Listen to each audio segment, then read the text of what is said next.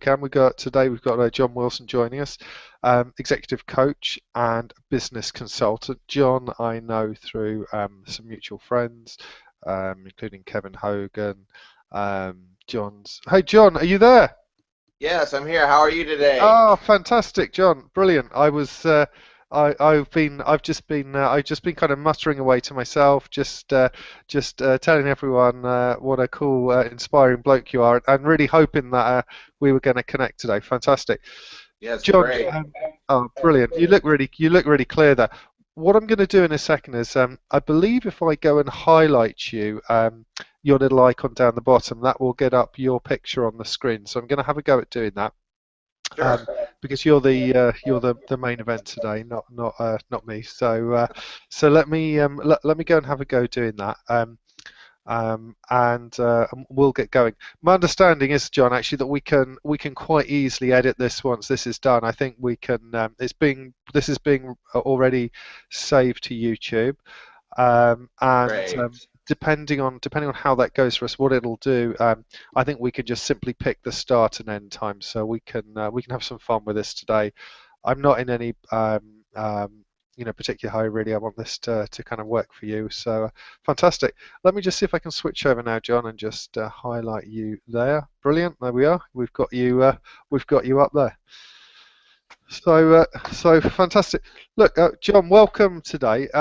Just to introduce, I'll just quickly introduce myself and then just you, so that anyone coming into this for the first time knows who we are. My name is Richard Haggerty. I'm an author, uh, performance coach and a clinical hypnotherapist, amongst other things. I'm based here in the UK. I've just published my first book, Fearless Fasting, last week, which was on my first book on Amazon, which is quite cool. And I'm here today with my good friend, John Wilson, executive coach, business consultant, amongst many, many other things.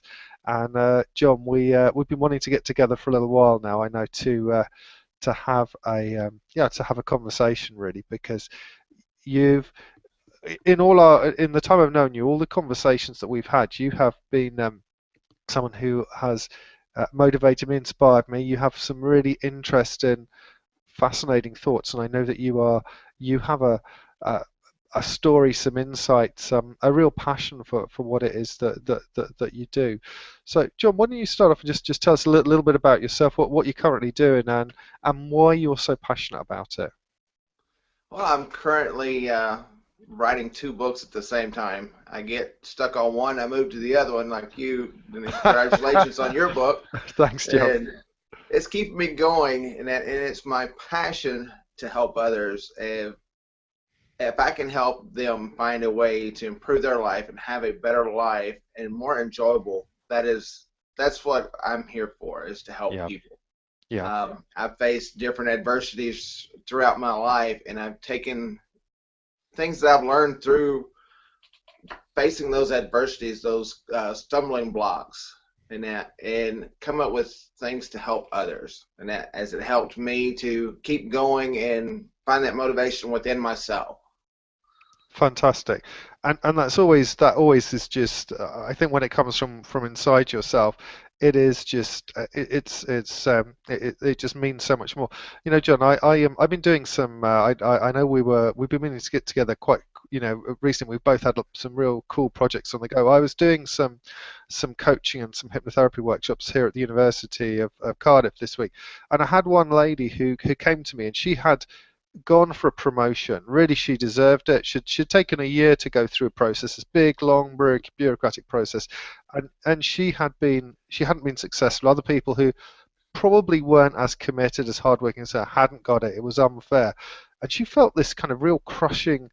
It was like the hope, you could see it in her face, the hope. She'd felt the hope being literally crushed out of her, and I think that's one of Right. the worst kind of things for people. I just wonder if you can say a little bit about, because because we want people to have more enjoyment and passion from life, but sometimes the place they're starting from is it's pretty hard. It's a dark place. Yes, it is. It's one of those where you have the pressure of the world on top of you. Uh, you feel all alone and beside yourself, and Yeah. you question your own ideology, your own thinking of what could I have done different. You start second guessing yourself. I've been there myself, through different things I've had to go through from a severe car wreck, when I decided to take over myself instead of listening to doctors or whoever telling me you can't do this, you can't do that, you'll never be able to do this. Hmm. My question back to them was, why not? And I Yeah, started asking, well, why can't I do that? yeah, Why can't I get that promotion, as you were saying with that lady? And that would be something I would have her asking, why can't you? yeah, Why not? And that, absolutely. and it's those little obstacles and it gets us down, and then we hear that negative self-talk voice that really pushes a lot of us down, and it's finding ways to get around that negativity even within ourselves, not alone others telling us, and other people say it out of they want to protect us in ways from close family members or close friends, and that they don't want us to get hurt, but at the same time we need that encouragement from them instead of a negativity. Yeah, yeah, yeah. I mean, nobody wants anyone to go and make a, do something that's necessarily risky or that's overtly dangerous or just For not sure. wise. We don't want to you to, it's not wise to go and gamble all your money, on a kind of Right. roulette wheel. And that's, I know some people kind of do, but but a well thought out plan.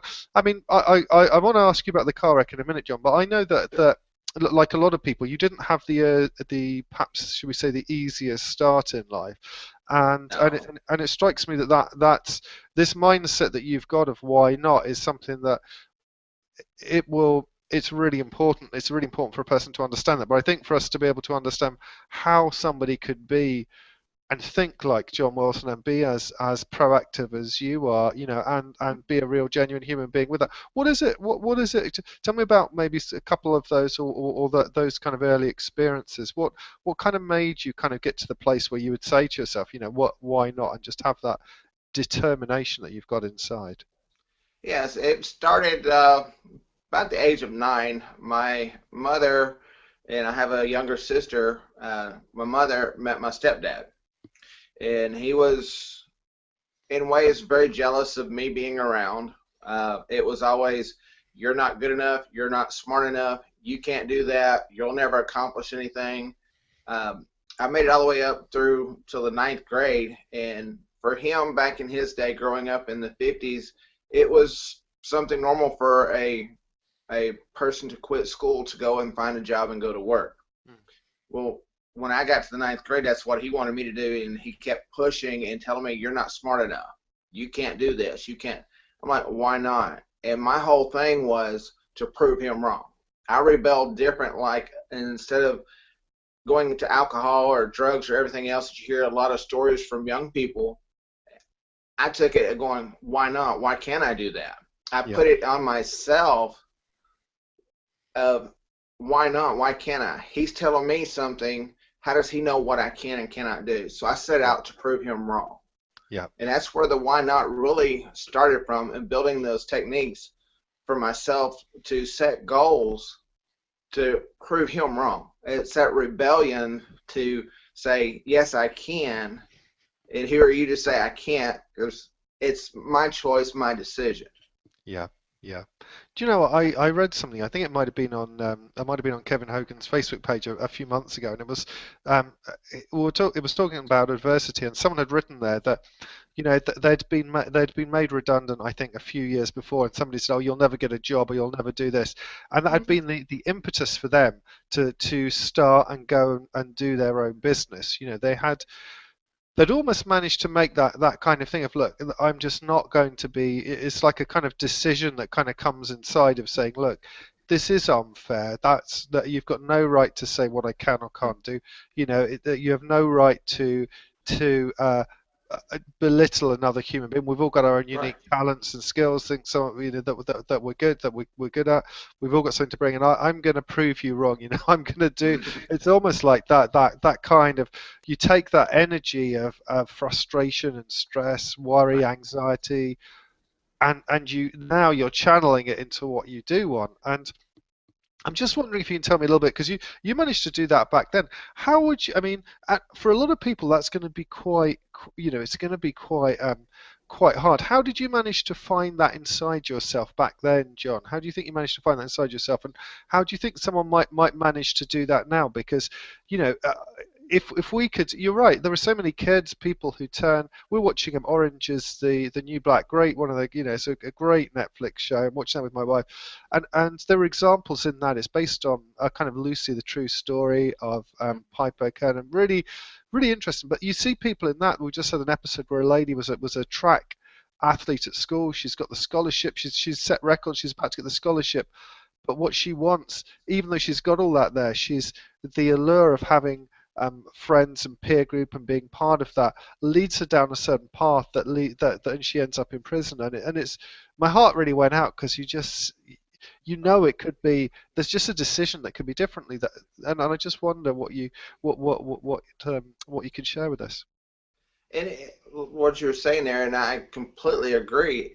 We all strive for that connection of a friend or something, and sometimes those choices, those decisions that we make, it's one path or the other of what we're going to do. Yeah. And for me, it was, I got tired of hearing that I wasn't good enough, or I can't do this, I can't do that. I'm like, why can't I? And I had gotten to the point where I was pushed down so much that I'd had enough. And it was just my breaking point, I guess, to say, okay, watch this, I'm going to do it. I graduated high school, and I remember walking across and getting my diploma, and my mom's sitting there taking pictures, and my stepdad's sitting there looking at me like, well, who do you think you are? He still had that domineering look down that I wasn't good enough. Sure. It was still that jealousy that he had within himself. Sure. And then when I got my first college degree, I'm like, I done it. I proved I can do it. Yep. And it was finding that strength within myself to really push forward. And it was just that point of being pushed down so much that was that breaking point within me and within myself to say, yes, I can. Cool. John, you just made me think of something here. There was a story in Malcolm Gladwell's new book, David and Goliath, where he talks about he looks at some of the evidence, and it's not always the case, because what happens is, for some people, these things can be so overwhelming and so crushing that without understanding that there's another way of looking at it, without having a coach, a friend, a mentor, just sometimes it's not instinctive for people to be able to go inside and do that. But he looks at some of the people who've achieved great things, and like yourself, who just want to create things that for the betterment of other people and make a real contribution, that sometimes that adversity is a necessary springboard, or else it can be the fuel. You know, if you choose it to be, it's volatile fuel. I mean, you can combust, but it can be the fuel that drives you on. I mean, do you think in some ways that I don't want to say that was the making of you, but do you think that you chose to use that as a sort of as an experience to build you up?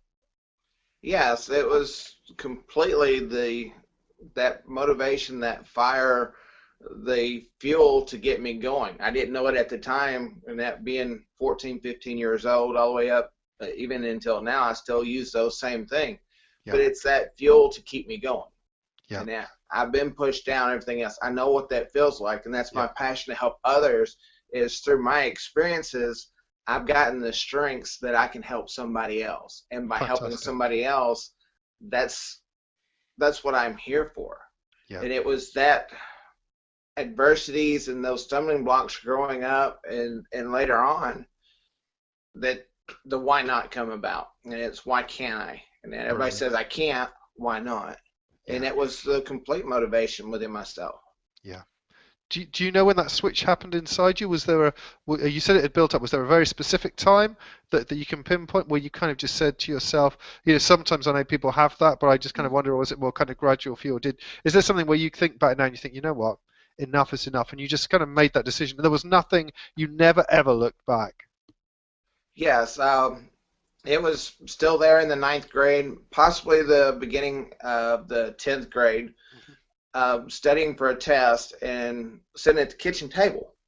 And stepdad's like, why are you doing that for? You're not smart enough to understand that. You can't do it. You need to go and quit school and go find a job. And it was like, okay, watch this. I'm going to show you by the grade I make on this.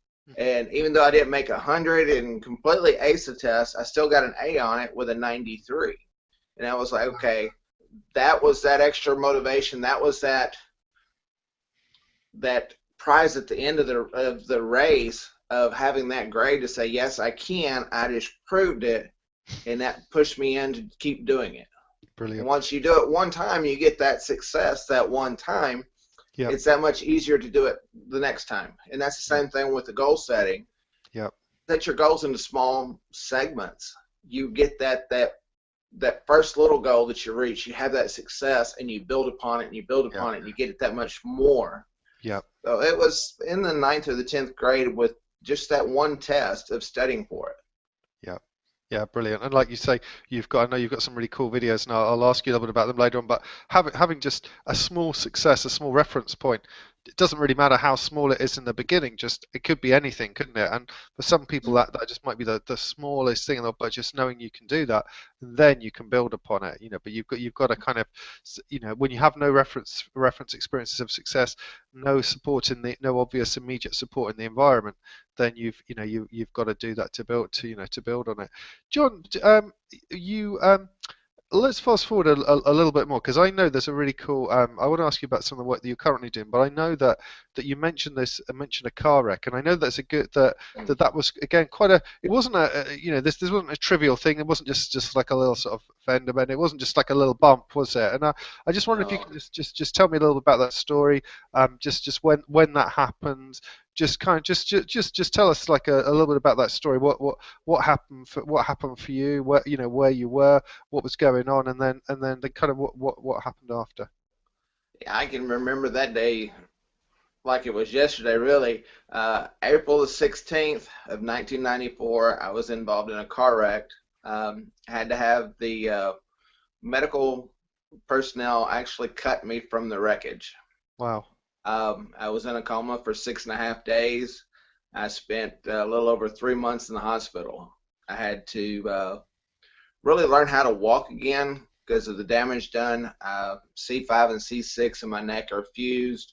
I've had 7 back surgeries as of right now. My right hip had to have bolts and screws to hold it back together again. And it was from that wreck and that laying in the hospital bed and hearing doctors say, well, you're probably not going to walk again. You're probably not going to be able to use your right arm. I'm going, why not? Hmm. And it goes back to that. And it was things from earlier on of the goal setting and questioning. And it not really question authority, but in a way, yes, going, why can't I? Yep. And I went through everything from being in a wheelchair to using a walker. Still to this day, and that if depending on what the weather is, and that I'll use a cane if my leg and my back are bothering me. I've been listed as chronic pain since 2004. Yep. But it was that internal determination Yep. to not let it beat me. Yeah. Yeah. And I just kept moving forward and pushing forward. And that I remember laying in the hospital bed, and the doctor's like, "We don't know if you're going to be able to move your leg." And I'm going, "Okay." My goal was to move my toes. Yep. Once I could move my toes and get those going, it was okay. I'm going to bend my knee, and then Yep. I worked from there. And within, I think it was between 6 months, maybe 9 months, Mhm. and that I was up and walking, Yep. and astonished the doctors. Yep. 2 years ago now, after everybody was telling me, well, you're probably not going to walk, you're not going to do this, I rode a motorcycle 6,400 miles across the United States and back. And that just to say, I done it. Brilliant.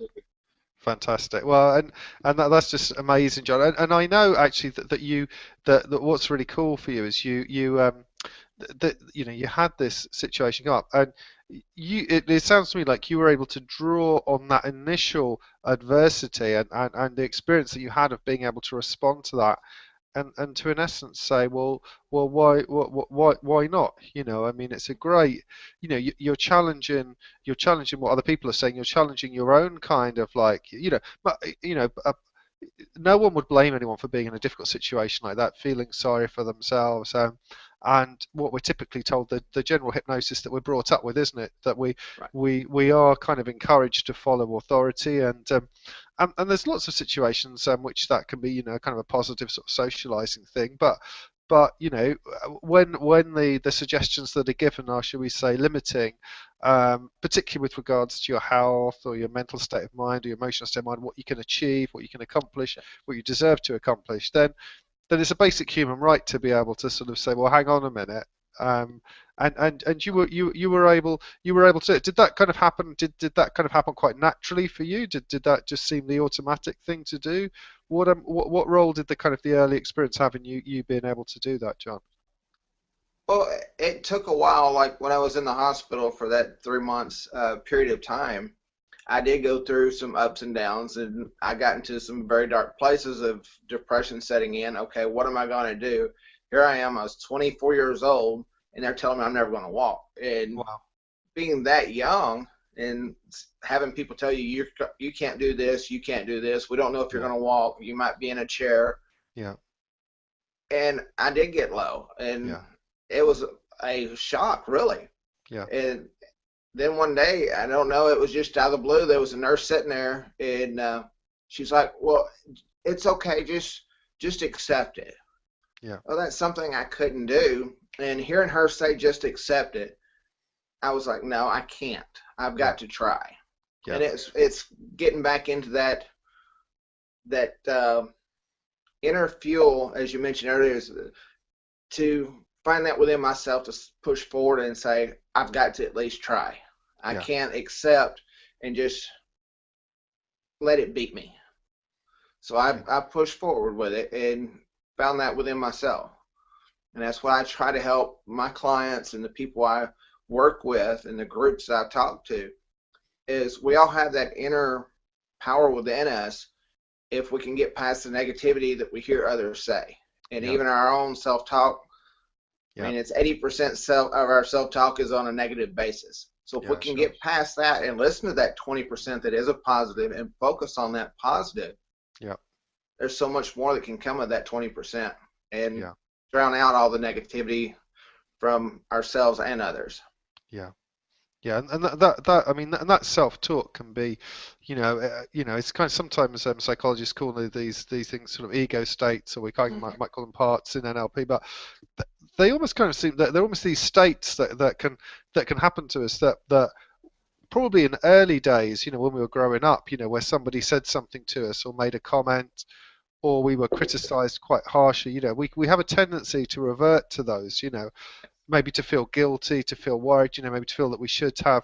I was giving a talk this week, and the lady came up, as I mentioned, who'd failed, hadn't been successful at that time in getting her promotion, and she was really upset. And I was talking. The very last thing I'd spoken about was about how we look at failure and frame failure, because it is the most important thing. We're going to fail lots of the time Mm-hmm. to be able to achieve anything successful, and Right, it's just, and you have to kind of frame that in a way that it's not personal. It doesn't reflect you. Now, that's not the way we're often brought up. We are often right. brought up that it's bad to fail, and that we're if we don't follow our parents or whatever, or do what they're told, then we're kind of, it's wrong. It's really, but we have to be able to do that. We have to go within ourselves, and if you can do that in that situation there, then I'm sure when you're speaking to your clients and you're speaking to those groups, and that comes across, John, because people can listen to that story and say, well, look, I haven't been in a car crash. At least I'm not there, kind of 24 years old in my prime, strong American line. I've got my whole life ahead of me, and I've got people here telling me I can't walk, and I can't, and to accept that. So Yeah. that's fantastic. John, I mean, in terms of the sort of people that you work with at the moment, I mean, and some of the clients, tell me a little bit about how you're helping people. Where are people stuck? What are some of the problems that are people coming to you to see, and what are some of the kind of I don't want to say universal things, but maybe some of the common things that people just kind of have inside them? Because we all kind of think that we're kind of unique in terms of our problems and stuff, but I guess there's a lot of those things are quite similar that you're dealing with. And what sort of stuff are you finding with the clients you're working with, John? A lot of the ones here lately that I've been working with, and that one young lady, um, she sees herself having a higher position.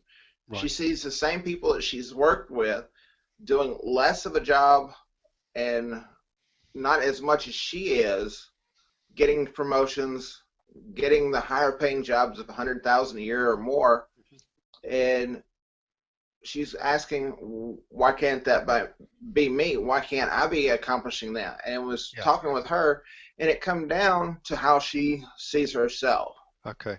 She's, I'm not smart enough. I'm not as smart as they are. Hmm. Why aren't you? You went to the same schools that they did. You graduated the same as they did. Hmm. But it's how she's perceiving herself. It's how she sees herself in the mirror of not being adequate when she is. She's very intelligent, very smart. Yeah. But it's that internal view that she has of herself of not being good enough. Yeah. And that's something that I try to help people. It's their self-image, their self-esteem, their self-confidence to build that up with the positives.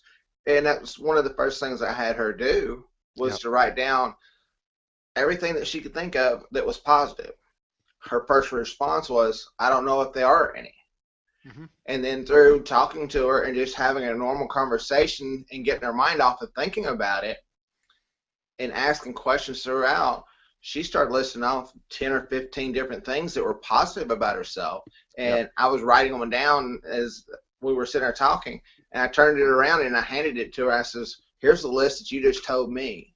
Yeah. Everybody else sees that within her Yeah. and sees that she's a great worker. She's very intelligent, very outgoing, a great personality.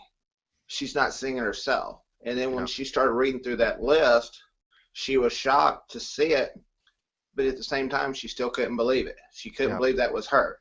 So Yeah.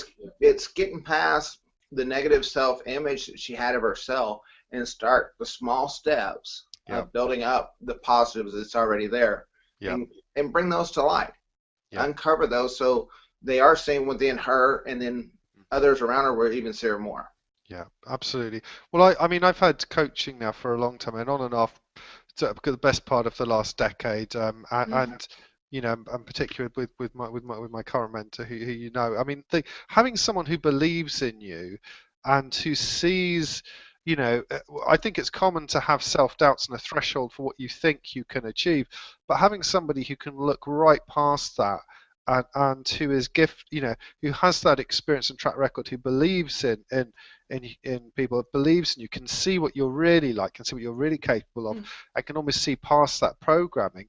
It's massive, isn't it? Because if you don't if you've got that there, then you've got somebody who can help you grow into that, and support you to grow into, I guess, the real you, the higher you, Right. the you who really, you see. I mean, what's your experience of that, John?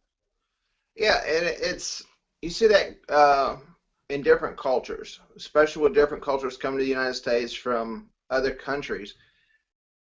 It's more the culture upbringing of women are less thought of, and others is. There's one lady that was from Japan. Well, in Japan, the ladies are supposed to be quiet, submissive, and everything else. She was having a hard time asserting herself here in the States. Yeah. And it's that thing, it's breaking away those layers of a cultural base in some instances to bring out the real you, to bring out the person you are within, your strengths and the knowledge that you have, your skill levels, and bring that forth and put it on the table for in your career, relationships, or whatever it might be. Yeah. Yeah. It's peeling away those layers of society that puts on us, no matter where we're from, what country we're from, what state we're from. Those individual cultural layers tend to become overwhelming sometimes from society. Yeah. Yeah, and that conditioning, that kind of conditioning, we all have it, don't we, to one degree. I mean, that's a great example. Sometimes it's very subtle, isn't it? Like, it could be whether you're a man or woman. It could be because of your age. It could be the geographical reason you're from, the way you talk. I mean, that and you mentioned about people thinking whether they're smart or not. I mean, it makes no we know it makes no difference to what people can achieve, really. Mm-hmm. Their level of. I mean, I had a taxi driver drop me off the other day, and he dropped me off at my house, and he insisted. This cab driver sat there for half an hour telling me how he has to keep his brain busy, and in between fares, he takes photos, he builds up a Twitter following with these photos, and he puts inspirational messages. And he talks to people directly, and he helps them, and he says he has this dream to help people change their lives and build a business doing that. And I was just I was really moved by that, but there's no reason. He told me that actually that he has difficulty with basic grammar and spelling. He never finished that at school. He left really early, and he said sometimes people do criticize him just because of the odd word, whatever. And I was just in awe of the brilliance that he's got to just carry on forward. It really doesn't matter at the end of the day, does it? Well, you can achieve that, and if you've got someone who's there mentoring you, coaching you, a coach, a business executive coach, someone who's there mentoring you, you can get past that and you can go to the next level, because the hardest thing is getting past that kind of inner view of yourself, isn't it? Right. And the gentleman you're speaking of, the cab driver there, and that would be one of the things I would tell him is, yes, you might have one or two people that might say a harsh word or something, but don't let that stop you from your passion, your dream. I'd be asking him, why are you a cab driver then? Mm. I mean, if that's his passion of taking the photos and putting the inspirational quotes Yep. in with it and helping others, I'd tell him to move forward and do that, concentrate on that, Yep. and let that take care of itself. Yep. Now, Fantastic. we know we need to have an income coming in, but if that's his passion, he's dreaming about it, he's not moving towards it. He's not set that goal of that's what he wants to do. He's doing that Yep. as the pastime, as his hobby almost, Yep. where the cab driving is his career. And I would Yep. try to help him and push him into following that dream. Take that Yep. step. Yep. Absolutely, and that's a really interesting thing that you mentioned there, John. I know some people, and probably I'm sure you do too. If you come across people who have huge talent, but and they can do something as their hobby, but they perceive doing it, taking that and transforming that into a business, that it's something harder than it is. I mean, the only thing hard about it really is, well, the first thing is having is having the right environment, skills, mentor, and group around you. But really, once you've got those in place and that is available, it's more just about keeping on going and putting in the hours that you need to do that, rather than anything else. And and those people who I know, I can think of some great examples of people, the most, amazing. I know somebody who's the most fantastic person producing DVDs, graphics, videos, could do whatever they wanted with that, but the security of the regular job means that they're it's staying a hobby, what they love doing. And this person's done promotional videos for people who've been on television, like big inventors and stuff, and they're just got so much talent. And just if they would look past the conditioning that says that they have to have the safety and security of a regular job, and by all means, we don't want anyone to lose that. What we're saying is keep that and develop what you want. Take it past being a pastime so that you can look to that point where there's a tipping point where you can reasonably and sensibly, carry that on. But you want to progress there, don't you, John? Because we've only got, Yes. I mean, you were at that point, I guess, where like being able to walk might not be on the cards. So now each day for you, probably you're kind of like, look, I've got to make the most of this. I'm not gonna, I'm gonna do whatever I can, and I'm not gonna go to bed till this is done and that's done, and I've made. I'm sure. I think I meant to Kevin says that each day. He said, doesn't Kevin say that each day is getting more important than today is the most important day, and I really love that, because I kind of, even if I'm tired, I don't feel motivated, and we're all going to get those days, when maybe we have to draw a bit deeper inside ourselves, and we've got a lot on our plate, and we have some of the more mundane things to do. But there's this dream, there's this passion. I'm going to carry on. I'm going to do some. I don't.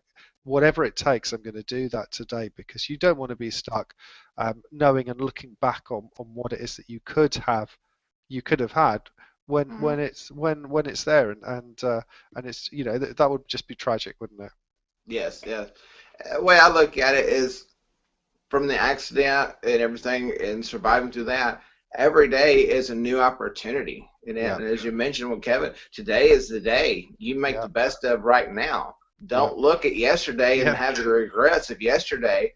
Don't focus on tomorrow when it's not here yet and you have no control over it. Take control of what you have right now, today, in this Yeah. moment. Make the best of it with a focus of tomorrow, next year, 5 years, and have a plan set for down the line. Yeah. But focus on today. Do what you can with what you have for today. Yeah, yeah, absolutely, absolutely, John. John, tell me a little bit about. I mean, one of the things when people have coaches and mentors, and this wasn't obvious to me, sort of probably a few years ago, but one of the real cool things is having somebody who you are accountable to or can help you Mm-hmm. stay accountable. I just wonder, I know this is something you're really passionate about, and I know that's something that you can use in terms of the people, any of the clients who you work with, and I know you get great results with them. Why is it so important to have a coach, a mentor, an executive coach, a consultant, just someone who can hold you accountable? Why is that just one of the core pieces of the puzzle? I'm glad you brought that up, and it is one of the main points that I want to help others with. Is we set our goals so far in the future that it becomes overwhelming. If we don't have little steps that we can be accountable for, did we get X done today? Do we get Y done tomorrow? Is it set up for being completed? And have those little bitty subcategories of the main goal to where we can get that focused on, have those smaller successes and be accountable for it. And that helps us to achieve and reach that success. If we don't have that accountability, it's too easy to put off what we want to do today till tomorrow. Well, I'll double up tomorrow and do it then. Yeah. Well, next week I'll work on that and I'll put it off until next week. I've got to do this today, or I want to do this, and we choose what we want to pick. And this is easier to do today than that, and we put things off. And once you start putting something off, it's that much harder to pick it up tomorrow. Yeah, of course. Without the Yeah. accountability, you lose focus, you lose the vision and the dream. Yeah.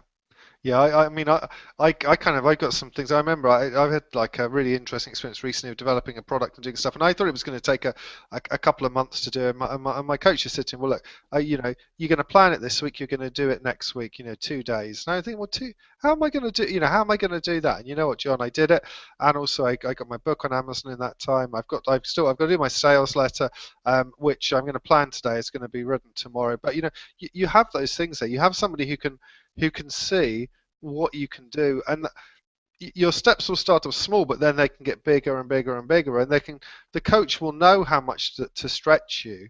Yes. And there's no way I'm gonna, if you're by yourself, the tendency and it's a really great point that you make. You might have this tendency, don't we? We could say, well, I was tired today, or maybe the game was on, if you like watching that, or this film was on. I just wanted to put my feet up and just have some chips or something. But if you've got to go back to someone um, and tell them, well, I really wanted to do that, but I felt a bit tired yesterday.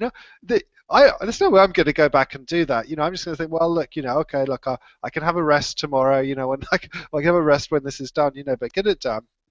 And you go back and you've got that there, and you can, and you know that, and it's kind of. It's motivating. I mean, it's motivating in lots of ways, isn't it? Because it's nice to come back and say, you know what, I did it.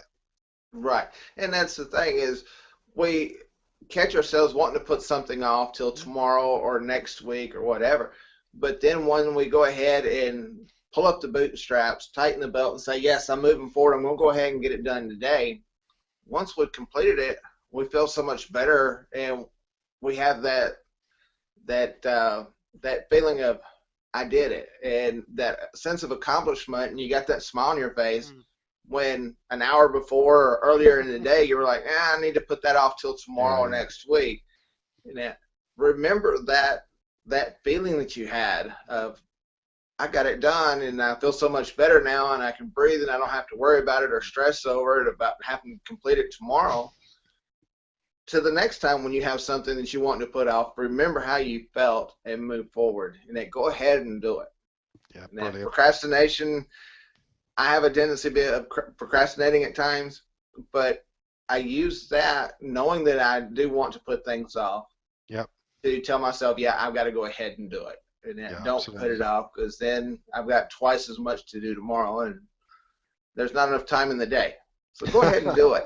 Yeah, yeah, yeah, for sure, for sure. Well, do you know, John, I came up with a set of keys to getting what you want that I talked about going beyond traditional goal setting for the recent talks at Cardiff University. And honestly, there's one thing, and I talk about it in my book, and this really ties in with what you've just said, that I think for me now, one of the things that really helps me is saying, um, why is this so important to me? So we're talking here about focusing, aren't we, on those most important goals, those things that are most passionate that we really want to create in our life.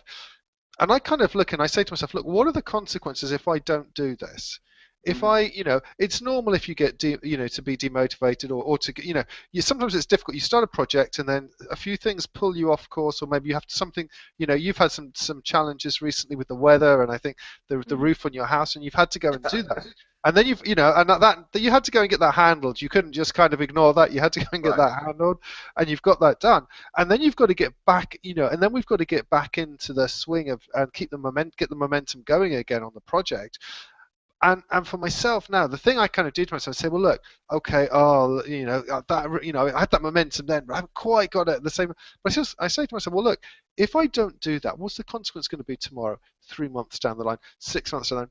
Maybe I don't. Maybe today I feel quite tired in terms of being in front of a group of people or whatever it is, or maybe making these calls or doing these press releases. But if I don't do that, what's the ultimate consequence going to be to my finances? What Mhm. example am I going to set my son? And by doing that, it makes me realize that there's just no way I'm going to make myself do it. I like you said, John, you've got to pull up do the bootstraps, and just take that step because there's no other alternative. I mean, if it's just got to be done. You've just got to go Right. and do it, and And that's that's something that I see is people don't think of the consequences of what they're doing by putting it off, or they don't see the consequences of their actions even for today. yeah, And, without that checks and balances coming in place, having that coach there to hold you accountable, and that we get complacent,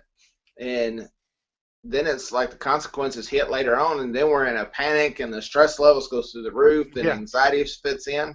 yeah, And it's all because we made one decision to put something off, or not do it as 100% as we should have, maybe. And then yeah, that backs up, or we rush through it and we've made an error or something, and then we've got to go in and fix it. But yeah. those consequences later on in that stress, I don't like stress. No, And I no. avoid it. But Absolutely. yeah, No, with those absolutely. consequences, that stress level builds up, and the anxiety and the panic fits in, and then we're in a rush, and it just keeps escalating. So Yeah, if we focus and concentrate on what we're doing at the moment, go ahead and get that task done and out of the way to the best of our abilities, we're setting ourselves up for later on for not only the success, but a easier transition into the next project or during life. We're not having that high level of stress and anxiety build up in us because of consequence. yeah, absolutely, absolutely. And we're kind of taking that, aren't we? And just and going with that. John, can you still hear me? Sure. Oh, John, sorry. Just you know what happened? That it came up with a little message on my computer, just reminding me to do something, and it completely pulled me off. So now I'm pulling myself back on course there. Yeah, John, that's a really interesting point that you made there because I mean, by not thinking through the consequences even today. I mean, I was just thinking like the future, but yeah, when you think about it, even today, just the consequences of doing that, and just a little bit of preparation, or just doing something small now, it can have huge kind of repercussions later on because you know I mean, when I'm working with people now, I always get them to try and think in terms of the obstacles and the problems that are going to come up for them, both internally and sort of externally, because there are always going to be things that are going to be a bit problematic. Maybe the traffic, for instance, is going to be a problem when you're getting to an event. Well, you get organised the day before and you leave early, and you put something in place. You kind of some of those things you can anticipate, some you can't, but there will be some that you could reasonably anticipate. And and if you build up enough of that kind of momentum inside it, then you get a little bit of success on one project, then it snowballs, doesn't it? Like you Hmm. said, you go into the next project and you think, well, okay, that's great. And I'm finding now, I'm really surprised at what I can do now, or I expect myself to be able to do in a day, is like it's light years ahead of what I used to think I could do. Hmm. And part of that is having some success and having gone through things a few times. But I just know now it is very that kind of mindset of, look, I'm going to have to. I mean, I know what's important. I've got to get it done, and I've got to get it done today. And yeah, and that's it. And you just go and get it done. John, I know you've got some really cool videos on goal setting, and I thought it might be quite nice because I've got some great tips from you before, and I was just wondering if you could give us like a couple of tips on how you would, just anyone watching this, what they might want to do in terms of structuring a goal, or just they've got something in mind that they want to do. What are some of the core things they need to get handled up front? What are some of the core kind of like tips you could give them just to kind of get them started? Sure. At first, I'd say to write it down. Whatever your goal is, if it's for today, next week, next year, or a 5-year plan, write down that main goal. Yeah.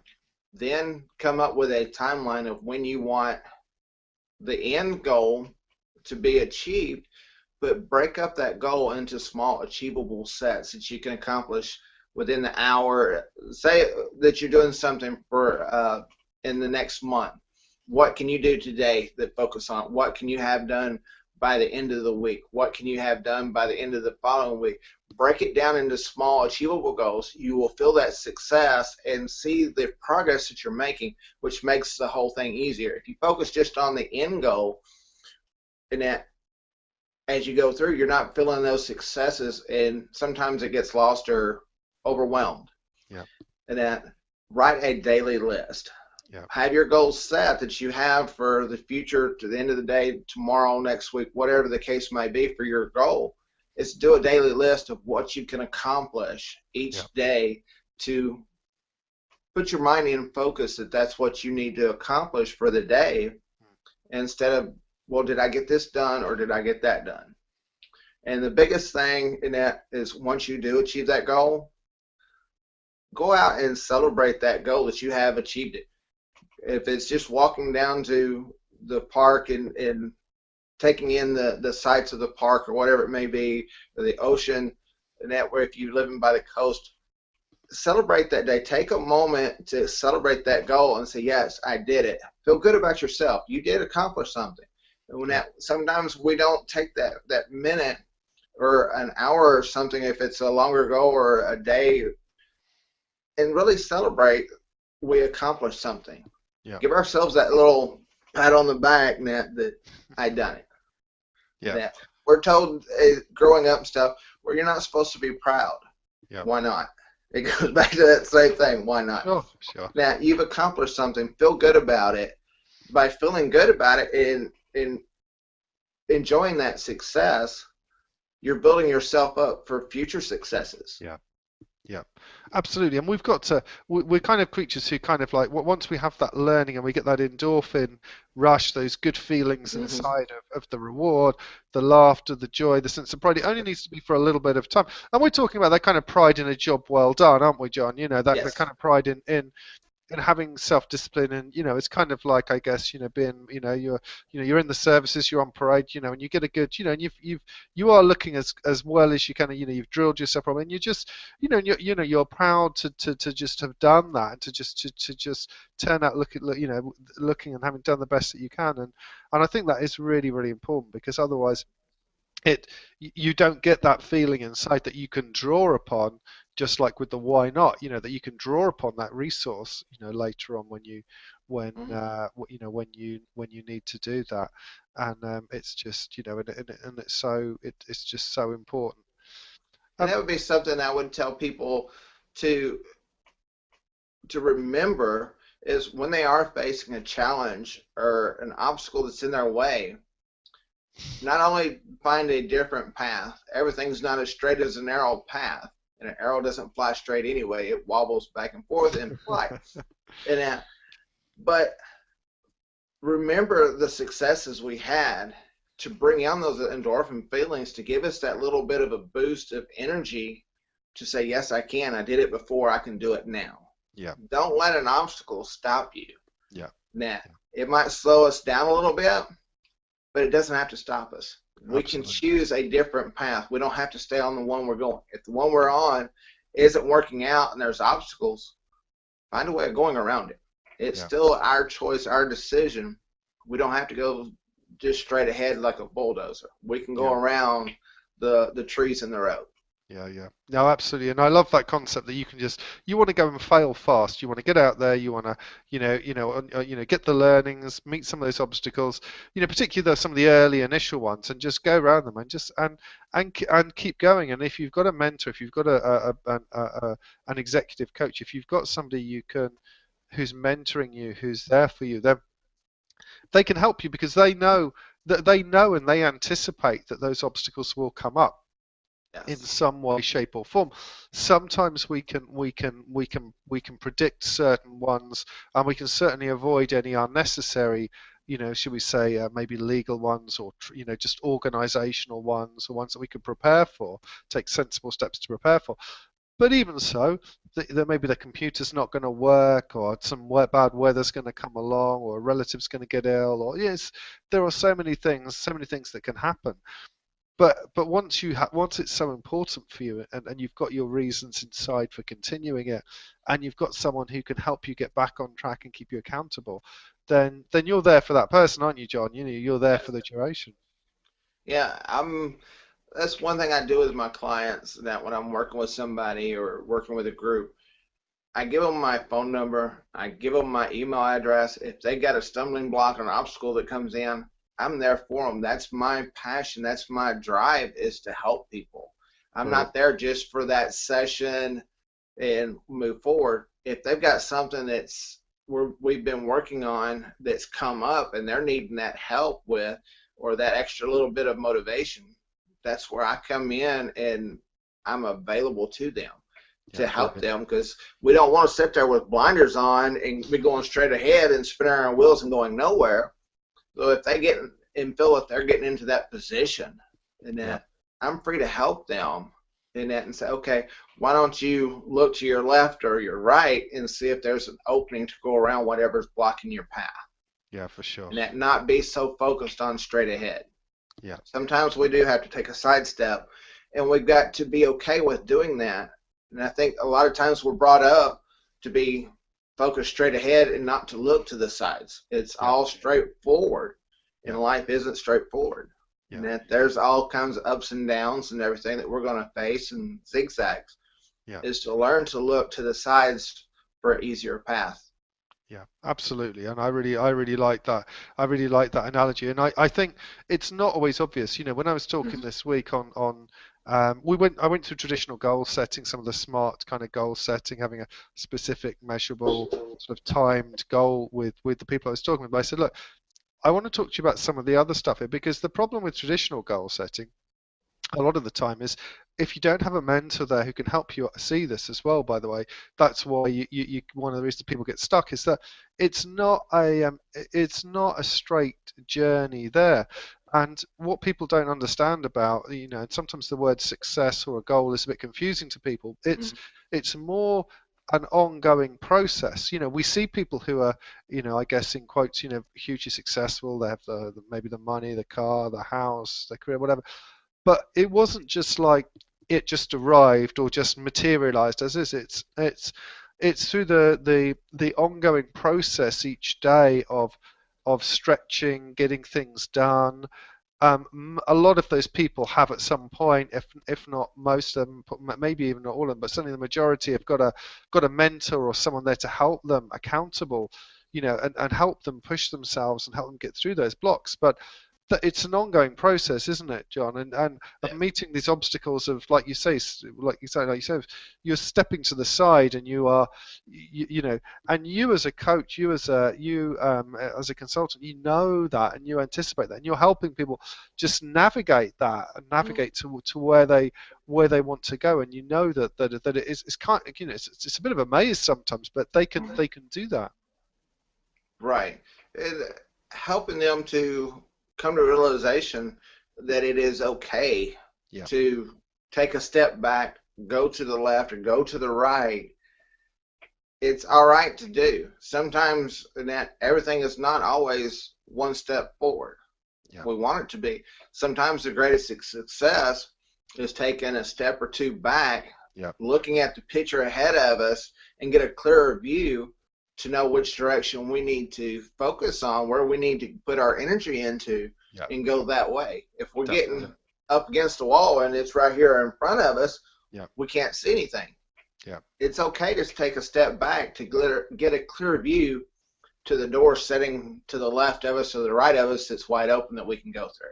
Yeah, I think that's beautiful, John. And I'm thinking now as some of the changes I'm going through in terms of myself and where I'm going, some of the things I'm doing that I kind of definitely a while back had a kind of idea of, well, I've been doing this for ages. What I need to do is just do this kind of one particular thing and do it more or do it better. But actually being able to take a step back and say, well, look, what else? What else is there? And what else is there? Anything else that could be richer for me, that could tap into my passions more, that I could contribute more, that might be more expansive, that could use some element of this and build upon it. And a good coach can help a person do that, because sometimes people get very kind of almost imprisoned, don't they, into just Mm-hmm. one way of thinking, one definition of success, one particular outcome. Whereas there might be a variety of possible, not only kind of stepping to the side, but a variety of possible places they can do. And if they take that step back, then they focus, like you suggested with the cab driver. You could take that step back and say, well, look, this just do I want this to just be a hobby, or do I just want this particular outcome, or do I want something even better? What is, Mm-hmm. and to be aware that there could be something even better for them. Right. And so many times I think, and it's how we're taught and it's how we're brought up and what we see in everyday life is everything is a set up as a means goal. I have to do this to be able to achieve this, to be able to do this, Hmm. to be able to accomplish where I want to be 10 years from now. Yep. It's always these means goals Hmm. to get to an end goal. Knock out all the means goals, focus on that end goal, put your passion, your energy, and your drive into that to the best of your abilities. Focus on that instead of that goal being 10 years from now. Why can't it be next year or Yep. within the next 5 years? Yep. And put that energy and that drive towards that. With Yeah. if that's what your passion is, cut Yeah. out all the small little stuff to be able to achieve something. Find a way that goes straight there. Yeah, absolutely, absolutely. Even if it means maybe you don't maybe put so many hours a day into tidying your house or washing your car, important stuff. Though they do need to Mm-hmm. be done, but focus on the stuff that's really going to take you there. And whether it's marketing your product, whether it's writing your two books now, Yes. whatever it is, and to take the time to do that. Because it's just so much more satisfying, and it is possible. And also just that it is okay, isn't it, John, to modify our goals and to change Mm-hmm. them and to enhance them. I think allied to what you were just saying, that people do sometimes, we are brought up that there is, if you set something, you have to do it, and if you don't do it, then it's a failure and it's wrong and it's bad. And what I've noticed is that a lot of people who are hugely successful fail at least about 50% of the time. They'll modify and they'll kind of have these kind of like little things where they get getting clearer, the feedback comes in, the learnings come in, and then they modify it, and then they get very clear. There's a sort of, I think there's a point, isn't there, John, where you get kind of goosebumps, and Yes. and it's and there's this excitement inside you, and you're onto something, and you Right. think, It right, builds. I want this. I mean, let me just give you an example, and I know this is a small one. I don't know if it's going to go anywhere, but I've written my book on how to fast with how to use fasting as one way to use weight loss. But more than that, I'm teaching people a mindset to be able to create change in their lives, and I teach them how to use self-hypnosis and all these other things. But I found it really helpful, really useful, just because it's simple, and I only need to do it 2 days a week. But I got contacted by some guys who are doing fasting at the moment, because we're in the period of Ramadan, and there's about 1 billion people around the world who are kind Mhm. of to some degree, doing fasting. And so now I've got people at the, well, some opportunities to connect with people who may be interested in that in the different ways and different means of doing that. And it would just never would have occurred to me to do that before. And you kind of just ideas and opportunities start to come up, things that you wouldn't have conceived previously or thought of previously, because you're committed to your passion and your goal, and you're committed to helping people. You want to serve. As a coach, your role is to serve, is to support. And I don't know about you, John, but like over here in the UK, that customer service in general and people who are willing to go the extra mile, they're not. It's not as great as it could be. And so if you're somebody who's there and you're taking care of someone and you're helping them overcome these blocks and you understand that process, you're helping them be accountable, and you're there for them anyway, ingredients to that success, then you're adding probably one of the most valuable services to that person, that individual, that organization possible, because um, we want people to lead lives of passion and fulfillment. I mean, we want people who are there who can bring that, because it just makes the world a better place. Yes.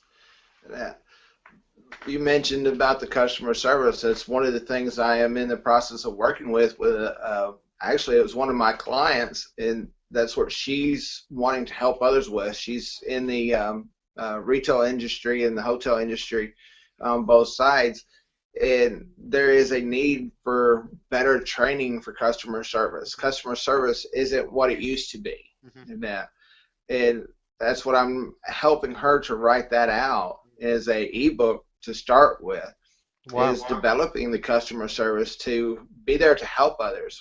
It seems, in my opinion, people have gotten more of thinking of themselves instead of thinking of others, Yeah. of helping somebody else.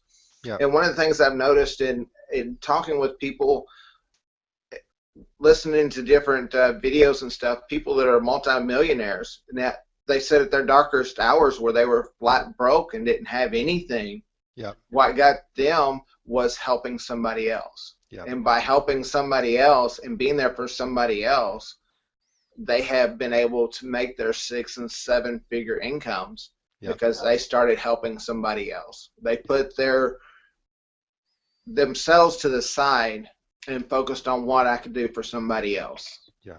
And that's what I do, is I put in, where can I help somebody? That's my motivation. I had people that pushed me and helped me in that through different adversities and that we've talked about, is paying that forward in a way of helping others. And that's become my drive, my passion, because I seen what it done for me and how it helped me. So that's what I want to put back in to society, is where can I help the next person? Where can I help somebody else have that better life, have an easier life of dealing with stress or anxieties or whatever it might be, Yeah. and that help them achieve that promotion that they're wanting to get. And that with being the business coach and stuff, seeing where they want to put their business to the next level. Yeah. Yeah. Yeah, and it's so satisfying. I mean, I just, as a coach and as someone, and I know, John, that you care deeply about other people benefiting and getting and being able to break through that. It gives your life that real level of meaning, that you can go in at the end of it, seeing that person move forward. It's just a joyous experience. It's kind Yes. of kind of like having one of your children, seeing one of your children just grow and develop and achieve something, because we know it's possible. It's just that there's so few opportunities sometimes for people, or simply they're not brought up. Their conditioning, their culture, where they're brought up, people just don't. There may even have been lots of love available. It's just that they don't know that that what they can achieve, what they Mm-hmm. can actually do, and it doesn't have to be about necessarily being multimillionaire, but what they can create in their lives in terms of satisfaction, passion, relationships, a life of meaning. A book. I'm of the opinion now. There's almost no one. There's no one I can think of, John, who couldn't produce an excellent book of something that would be really useful to other people. Because, I have friends who are experts at beading and reading and parenting and just all sorts of things they have that. They don't see themselves as that, but honestly, they have so much good practical information So that they much that can they can provide. offer. Absolutely, so much they can offer, and I think a coach really helps bring that out. John, I would love to come back and do some more with you in the very near future because I've really enjoyed speaking with you today, and I would happily go on and on. And what I think is what I kind of we've gone maybe a little bit over an hour, and there's just so much stuff. I think we've already got enough here to just. I think people are going to the people listening to us and watching this are going to get at least a bit of a flavour of what you're about. Can you let me know if somebody, for those people who want to get in contact with you, either as a guest speaker, business consultant, executive coach, if they want to get hold of you, what's the website? What's the best way to get in touch with you and stay in touch with you, John? Sure. Thank you for the today, and I really appreciate it. And that I would look forward to speaking with you again and doing another hangout. I really enjoyed it. People Fantastic. can go to my website. It's www.clearmindclearpath.com. They can reach me at clearmindclearpath@gmail.com, and I'd be most gracious to talk with anybody. And that I'm here to help and love speaking, love bringing my story to the audience to help people see that within themselves they can achieve, and that even though they might not be able to see it at the moment, but it is within all of us to be able to achieve what we want. Absolutely, and I know you do. You have a very kind of active speaking schedule, John. So I know it's worth sort of just kind of highlighting any kind of organisations, businesses who are who want someone to come along and talk to them, from a coaching or motivational or whatever point of view. There are a lot of things that you're very happy to come in and address groups, aren't you? Yes, yeah. It doesn't matter to me what the size of the company, the organization.